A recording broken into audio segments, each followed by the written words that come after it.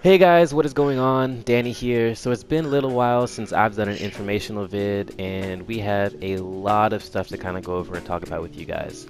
Bungie and Activision went to Gamescom last week Tuesday, and they dropped a whole bunch of information that we've kind of been sitting on and trying to sift through in order to give you the best review possible of all the information. Before I get into that, though, I kind of want to introduce you guys to two of the OG clan members, some of my great friends, Darian and Andy. So, guys, Yep, me, Darren over here, aka Raider X1, the original founder of Orbital Strike Gaming. Just wanted to throw that in there, but it's cool. you had to. And yes, I'm kind of a goofball. Kind of Yeah, a goofball. he's That pretty much Uncle sums it Andy. up right there. So like I was saying, guys, last week Tuesday on August 16th, Bungie and Activision went out to Germany for Gamescom and released a flood of new information. They actually released a vid doc, which I will link in the description box below so you guys can check that out. But it was packed with a whole bunch of information, and we're just kind of go through a lot of that stuff here with you guys today. Now, the first thing I obviously want to talk about is private matches. I mean, we prayed and the Destiny gods Yes. delivered, and for the longest time, these guys can corroborate this, but for the longest time, the squad and I have been talking all the shit about who is the best and who's, what's the tier ranking for all of us, and I don't know what the discussion finally, is. shut up. Finally, I'm finally, at the top. we'll be able to settle the score. So, what do you guys think about this whole private matches thing? Well, I mean, for me, I'm completely excited about it. I know definitely playing with friends, playing against other people is always fun, but definitely competing against your buddies is always a fun thing to do. And I know we have a lot of pent-up aggression, I guess you could say, and just Probably the wanting best way to to go.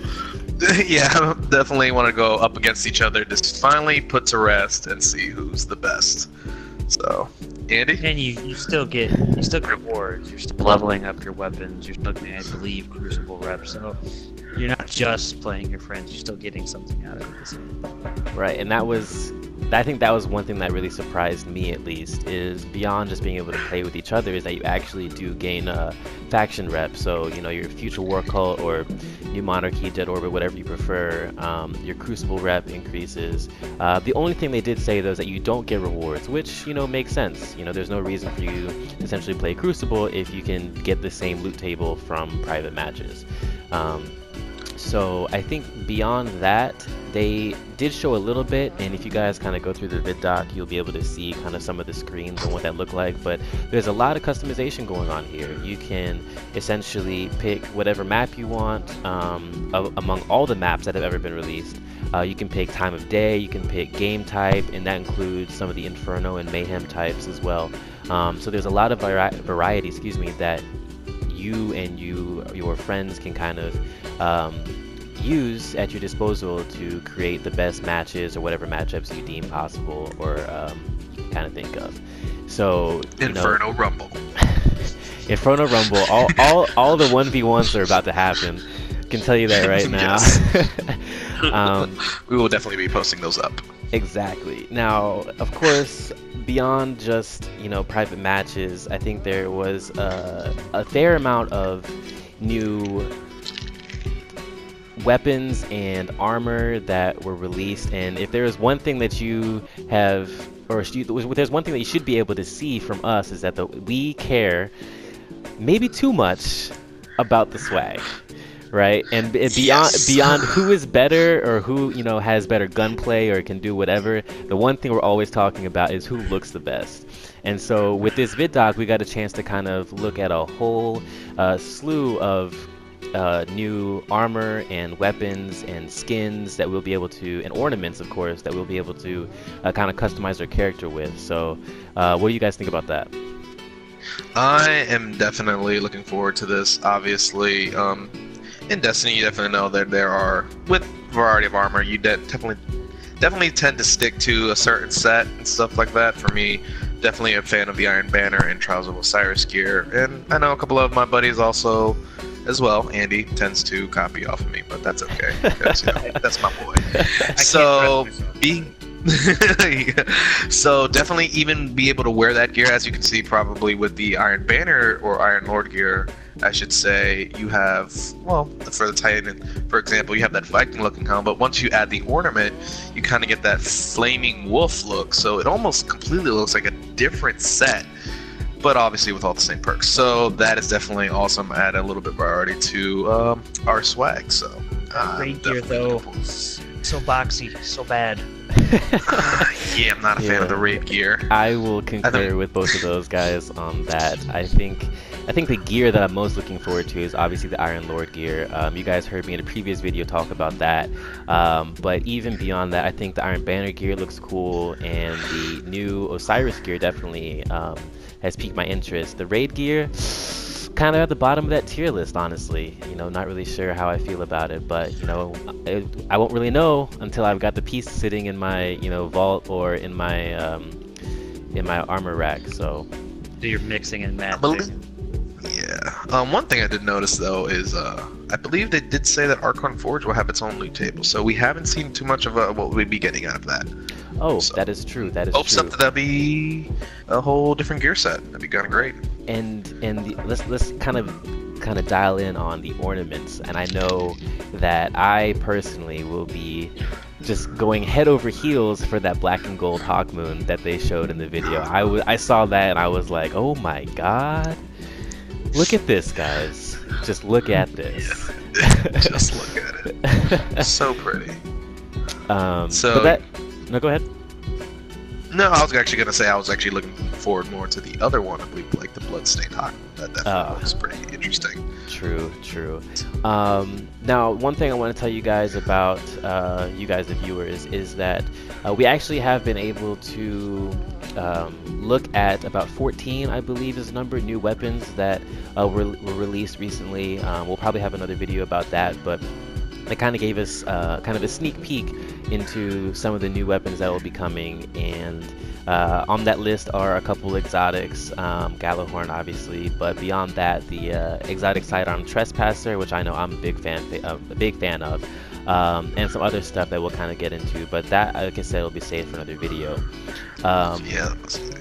But that kind of leads us to our next point, where yes, the swag, yes, the weapons, awesome, but you got to use them in somewhere. So that kind of brings us to the PvE section of what Gamescom kind of brought us, and I think they said that we have some new strikes, new and reskin strikes, excuse me. Obviously a new raid and the new kind of Court of Oryx / Prison of Elders crossover, the Archon Forge. So what do you guys kind of think about those three things? Well, I'm definitely looking forward to the new strikes. I know they're bringing Fogoth back, which is actually one of my favorites because we have a lot of memorable moments, don't we, Danny, on that that strike for Nightfall, getting all the way there and trying wiping. to get that Thorn bounty done. Like, oh goodness. Oh, it's so hard, but yeah, I'm definitely looking forward to that. I am a little upset that they showed the entire strike at Gamescom. The new one, I believe it's called the Wretched Eye. But obviously, you know, can't help it. Got to show off something. Felt like they showed a little too much, but you watched the whole thing? Oh yes, it was quite. It definitely looked like a very interesting fight. Just a little upset that they didn't really leave, you know, a lot to the imagination. But all in all, it definitely still looks pretty well. Archon's Forge definitely interesting. Took a little bit from Court of Orcs, took a little bit from Prison of Elders, so that definitely looks fun. Definitely I hope they're not going to make it so kind of like Orcs now. One person messes up, the whole thing is done. I've never been a fan of that. Yeah. I think you should have a tiny bit of leeway in your raids. Yeah, I definitely agree. I think they have learned a lot over the course of the last 3 raids. Obviously, starting with Vault of Glass, moving on to Crota's End, and then finally King's Fall. And I think there was some play on wanting to make sure there were more mechanics involved. But on the flip side, there needs to be, like Andy said, there needs to be some kind of leeway where it's not an instant wipe if one person dies. You know, I think I think what they're trying to do is to make sure that everybody has the chance or ability to kind of learn the various mechanics and be able to shift between different roles. But even within that, I think there needs to be some leeway where there can be some recovery, where it doesn't have to be like, oh, if we don't have all 6 men alive, we can't do this. It's hard mode, not perfect mode. Yeah, this is true. Definitely. And Also, that actually, I'm sorry. Go ahead. No, I was gonna say also not leaving it up to one person. Kind of sharing the load a little bit, not leaving it up to one person. Obviously, with King's Fall, the Relic Runner definitely has a lot of pressure sitting on his shoulders, and even in Crota's End, the Sword Bearer definitely had a lot of pressure on their shoulders. I mean, you could be doing everything right, and if you don't get those 3 swings in, you got pretty much the whole fire team blaming you. So hopefully they Have spread. You seen Darian with the sword? Yes, exactly. Have you seen me with the sword? And horrible. Oh goodness! Don't even bring that up. But the kind of last thing I want to go over with you guys is the story that's coming. Now I know that one of the things they mentioned in the vid doc, again, link in the description box below, is that we've been holding their weapons for almost 2 years now. Iron Banner's been out for about that long. And there are things such as, at least with this, the most recent slew of weapons like Colivan's Duty, Finala's Peril, or even going back into the old days where it was, Yoldra's Hammer, Timur's Lash, those kind of things. So these weapons are definitely, invoking the names of these Iron Lords, and now we finally kind of get to see what is happening with them through the story. So. And I think the last expansion, the story, they really stepped up their game in the storytelling department. Hope they just continue right with what they were doing. Yeah, me definitely big on the lore for this game since day one. So definitely, we obviously, as Danny said, Iron Lords have definitely been mentioned throughout the game since day one. It's great to dive a little bit into, see what they were about, learn a little bit more about them, and see exactly what happened. And also, touching base a little bit with Lord Sal, and hopefully learning a little bit more about him. And obviously, spoiler alert, if you guys haven't heard, Aphrodite will be making an appearance somewhere, somehow in this expansion. So obviously, cannot wait to see what happened to her. I know everybody knows about Aphrodite, obviously, the weapon Aphrodite Spear, and final round was running rampant in the trials.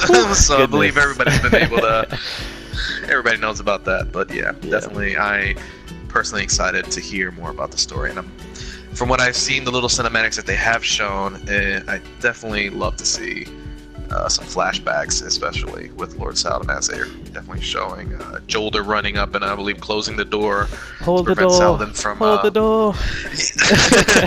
Well, obviously she was not holding the door. She was going to close it on her. But yeah.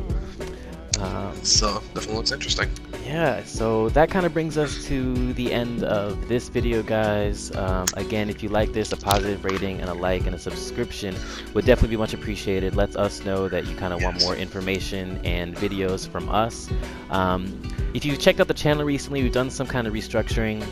We've kind of put a lot of our Crucible PvP montages in one place, and in a different place we're going to kind of put some of our more informational vids, so that you guys can kind of one, see us in action in terms of when we're playing, but also kind of hear our opinions on a lot of things and information that pertains to Rise of Iron in particular, but Destiny as a whole.